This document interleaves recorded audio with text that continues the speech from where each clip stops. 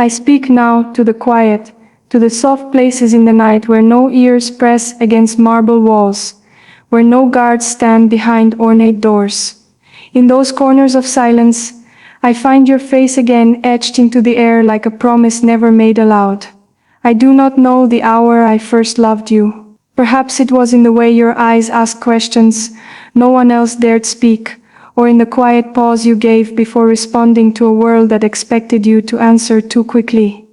I do not love you as a girl with time. I love you as a daughter of history, with the gravity of centuries folded into my name. My father speaks of nations, my mother speaks of duty, but my heart, oh my heart, it speaks only of you, not with rebellion, not with recklessness, but with truth. You never asked for this place inside me, and yet you reign quietly, without crown or kingdom, and I, born into both, surrender willingly to the soft tyranny of your memory. I have known discipline as others know air, the way to stand, the way to smile, the way to speak so that meaning hides beneath precision. Yet you, with no training, no inherited weight, broke into me like sunlight through a high stained glass.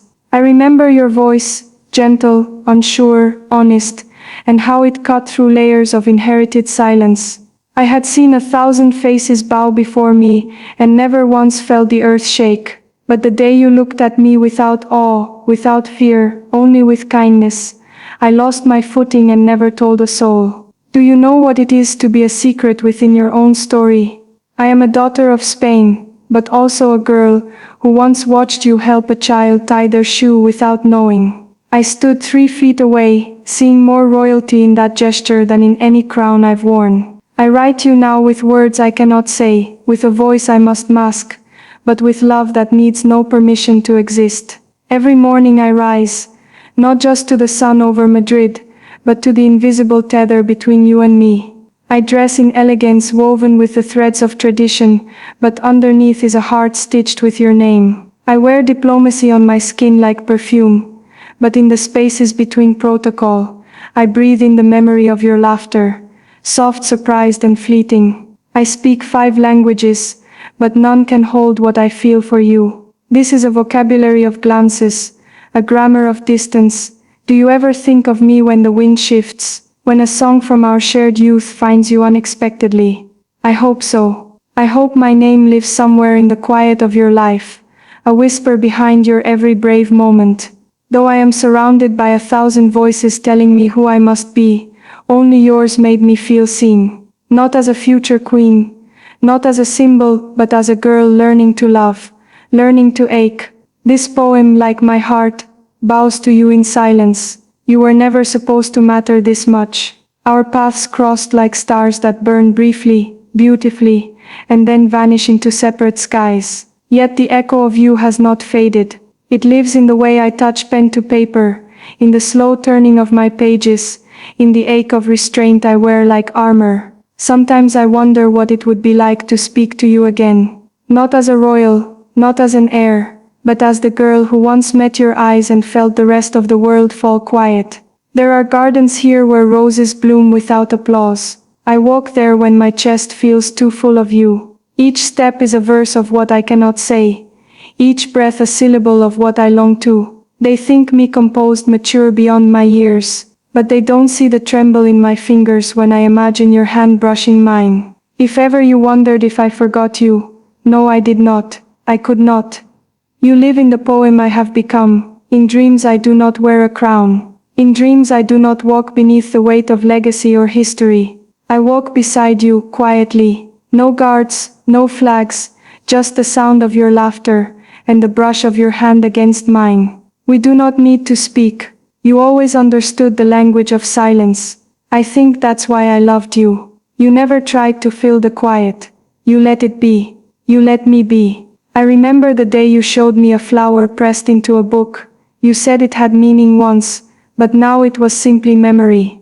I smiled then, but inside I feared becoming that flattened into someone else's story. Yet here I am, writing you into mine. Not as memory, but as meaning. I don't need grand gestures or declarations. I only needed you to exist where I could find you in the quiet. That has been enough, and too much. I am the keeper of an unshared love, and still I would not trade it for a kingdom. I have seen the world through windows gilded with history. I have shaken hands that shaped continents, and yet the only moment that left me breathless was the quiet one between us. You speaking softly about a dream, unaware that you had become mine. I do not seek to rewrite fate. I know who I am. I know what I was born to carry. But knowing does not erase longing. It only teaches it to kneel. And so my longing kneels before you dignified, unnamed, unwavering. Some days I wish I were just a girl in a cafe, listening to you read poetry aloud, laughing when you forgot a line. But I am not. I am bound to 1,000 years of lineage. Still my heart belongs to you outside of all law, beyond decree. If this love were a crown, I would wear it in secret. If it were a prayer, I would whisper it every night. You will never know the depth of your echo in me, but I hear it still unspoken and true. They write songs about love like fireworks, but you were a candle steady, warm and real. I didn't fall in love with you like thunder. I fell in love with you the way dew gathers, slow, quiet, undeniable. I have watched monarchs rise and falter. I have read treaties written in the blood of the past. But nothing has taught me more about the strength of vulnerability than your voice, when it cracked telling me a story from your childhood. You let me see the fragile beauty in you, and in doing so you allowed me to see it in myself. That was your gift, not flowers or letters or grand affection, but reflection, clarity. I have loved you not with the fire of scandal, but with the steadiness of stars that do not burn out. This poem is not for the world, it is for you. If I could hand it to you in silence, I would. If I could speak it to your shadow, I would. And if I must carry it alone, I do with grace. There are moments even the palace cannot hold. They slip through the cracks of stone and tradition, curling into corners only I visit. I keep you there, not as fantasy, but as truth. You were real, you are real, and that's what makes the ache holy. If you had been imagined, I could have erased you. But you were laughter on a train ride, a smile in a bookstore, a kindness so unexpected it became sacred.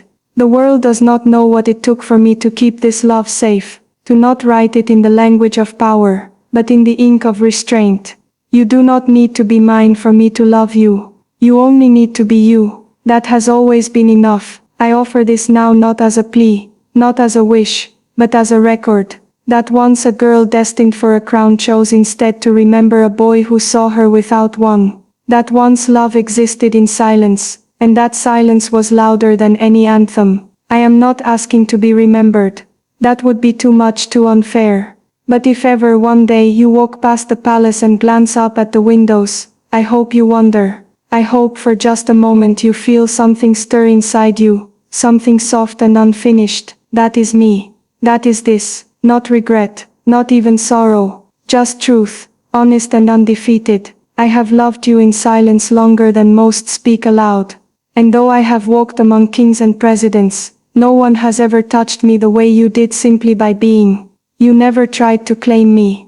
That is what made me yours, and I in return never asked you to stay. That is what made me strong. Some loves are meant to be lived. Ours was meant to be remembered, quietly, beautifully, truthfully.